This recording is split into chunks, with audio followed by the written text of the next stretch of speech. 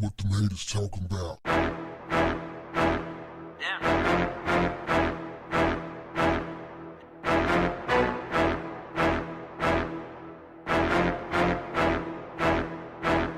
What's up, family? The Dallas Police Department just came up with a story so elaborate they need to be roasted. 28-year-old Joshua Brown was executed 1 week after he testified in the murder trial of former Dallas police officer Amber Geiger, who was convicted of killing Botham Jean in his apartment. When the people heard that Joshua had been murdered, they automatically started saying, well, the police must have did it. At the very least, they ordered the hit. That is what's being alleged. Why would they want Joshua dead? Why would any members of law enforcement want him dead? Well, he testified in court against one of their own. You know, the blue wall of silence, you know? You ever heard of that? They don't like it when you testify against cops. Also, the fact that he testified, they're saying that it was his testimony that was critical in convicting Amber Geiger.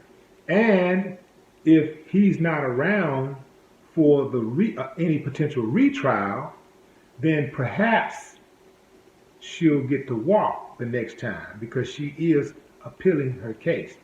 Also, Joshua Brown was set to testify in the civil suit against the Dallas Police Department that was brought on by Botham Jean's family. So if there are dirty cops involved who didn't appreciate him testifying, maybe that's the incentive. That's a motive. Now, the Dallas Police Department, they vowed to find the murderers. They're going to get them. They found out that Joshua Brown, the star witness, was murdered.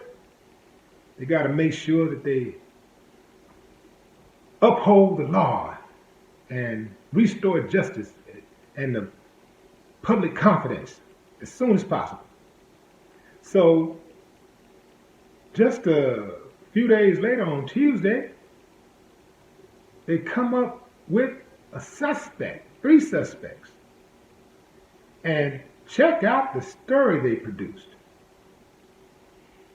They said that 3 guys drove from Alexandria, Louisiana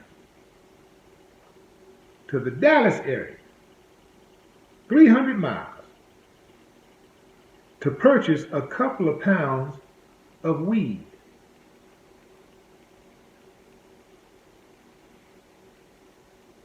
Then they said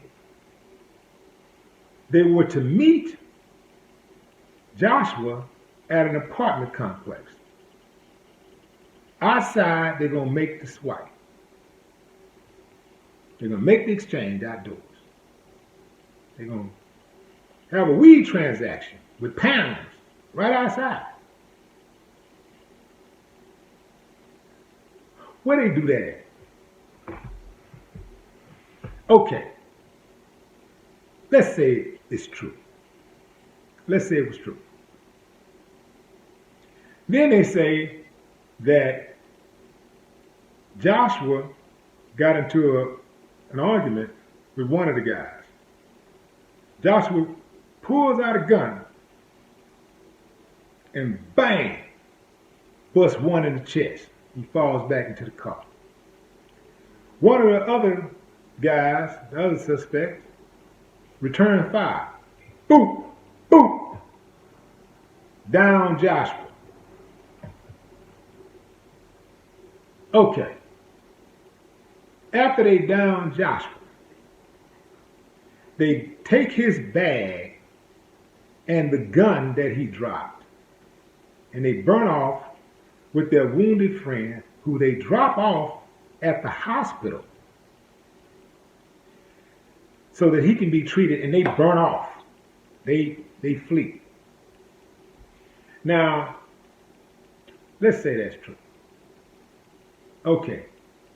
Explain to me how the guy at the hospital had to give up the fact that he knew Joshua Brown. Why he couldn't just say, hey man, I got shot on the block. You know, I was riding down the street, somebody just started shooting. Somebody started shooting at me. Why he couldn't just say that? Why did the other guys have to flee?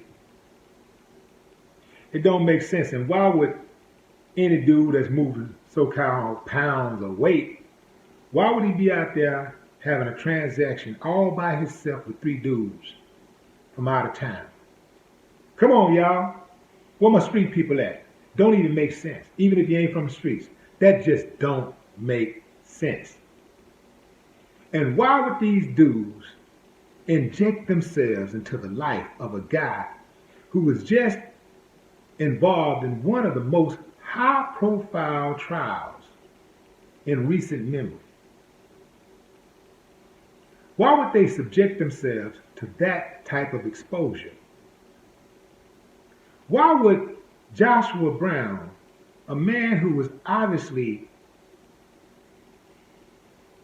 weak as far as his temperament, he was emotionally unstable. The dude was in fear for his life. How did he go from that to 1 week later being a natural-born drug dealer killer? Pulling out guns, blah, blah, blah, blah, blah. All this stuff, and he's shooting first and everything, you know. And how do they come up with these 3 suspects so fast? And they immediately start talking about capital murder. You know, typically, man, you know, they got to do some type of investigation or something before they can decide what it's going to be, what kind of charge they're going to be. They immediately said we're charging them with capital murder. And the dude, the stepping fetch Sambo, who was speaking on behalf of the police, giving a statement about the charges and the suspects,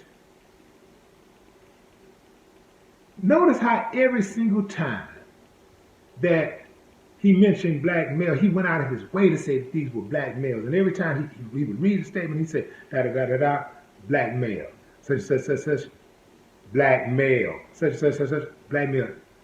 That's not standard. That's not how it goes. But he went out of his way to say that as if he was coached, as if they told him, look, we got to run this. Why do they think Americans are so dumb? Now, don't get me wrong. I know we got some dummies out there. But, man, didn't nobody fall for this one. And I applaud y'all. I really do applaud y'all for being all over this. I know on my timelines, nobody fell for it. On my YouTube, all the way down. Collectively, nobody fell for it. On my Instagram, my Facebook, nobody fell for it. Everybody like, that's bullshit. They're lying. Nobody fell for it. So it's just going to be interesting to see how this thing turns out. But I know this case is far from over. You would say, you know, call for an independent investigation, outside independent investigation, but man, it's all the same game. You know, like, I don't know how it's going to turn out. I mean, I don't even think it's possible to get a Elliot Ness type out there, man. You got to, it's so hard to get good to flourish among so much evil. Keep in mind, Dallas Police Department, I know it was a long time ago, but, you know, these same people who killed Kennedy, you know, well, they was involved, allegedly. Got to say allegedly, you know, make sure they don't come back and say, you tried to sue me. So, yeah, allegedly, they were involved in the Kennedy assassination also. So,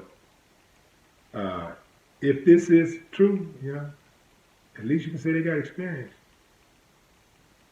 Man.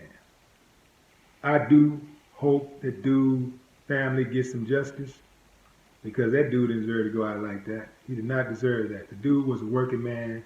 He was an Airbnb manager. An Airbnb, was it Airbnb? Yeah, Airbnb manager. So yeah, he's a manager, dude was an entrepreneur, family man. That dude was not that like that.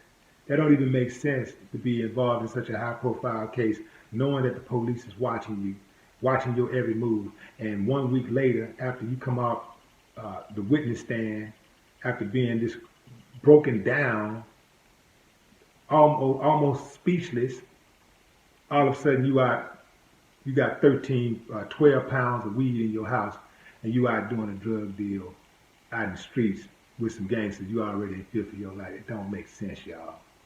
So, man, I hope this dude family get justice, however they can get it. No more talk. What the haters talking about? Damn.